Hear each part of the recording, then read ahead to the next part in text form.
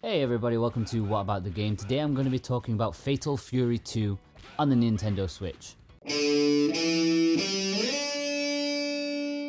Fatal Fury 2 is the third Fatal Fury game that I've reviewed for What About the Game. My first taste of the series was with the first game, next was Garou Mark of the Wolves, which, while not carrying the series' name, is considered to be the fourth game in the franchise. Be sure to check out my thoughts on those two games, as my reviews found them to be quite the opposite in terms of quality. Where does Fatal Fury 2 fit into it? Well, somewhere in the middle, but erring to the side of the original game, sadly. Let's have a talk about what's improved from the first game. Well, there are now 8 playable characters instead of 3, including some SNK favourites such as Mai. Each character is very different from each other, and yet they have similar button inputs for special moves, so trying out new characters is usually pretty convenient. The game looks so much nicer too.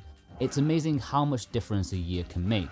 Character animations are better and the scenery is fantastic. Some stages are genuinely terrific looking. The music is wonderful too. The overall presentation is really a step up from the original.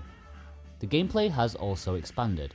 The 2-lane system is still in place, but unlike the first game, you can freely switch between them by pressing the light punch and kick buttons together. One of my major complaints with the original was that the special moves were so inconsistent, pretty unforgivable for a series that relies on them for winning.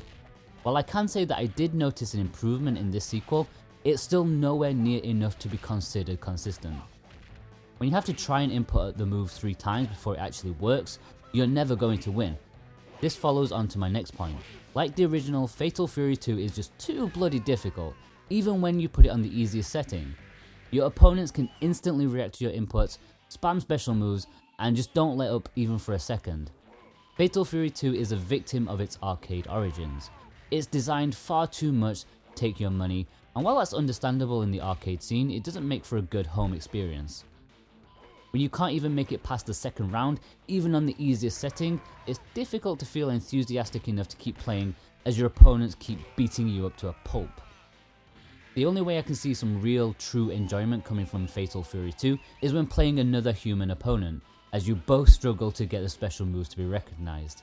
Taking aside the gameplay itself, publisher Hamster have done their usual good job of porting it, allowing you to play either Japanese or the international release, as well as the usual caravan mode and high score mode, which I'm not actually sure serve a purpose in a fighting game, but they are there.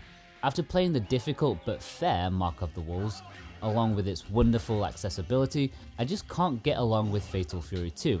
While it may be an improvement over the original, it's still a long way off of reaching the heights of the fourth game.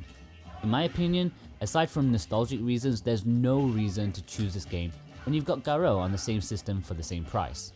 Overall, Fatal Fury 2 is a much improved sequel in every regard. It's just still not a particularly good fighting game in my opinion. It's brutally difficult, and the still fairly unresponsive special moves make it worth choosing one of the other much better SNK fighters available. It's a shame because it's honestly such a good looking and awesome sounding game. Okay guys, if you've enjoyed this review, then be sure to like and subscribe, that will help me out. You can read the full review of Fatal Fury 2 at whataboutthegame.com, and you can follow me on Facebook and Twitter if you want to. All the links are below. Thanks guys, bye bye.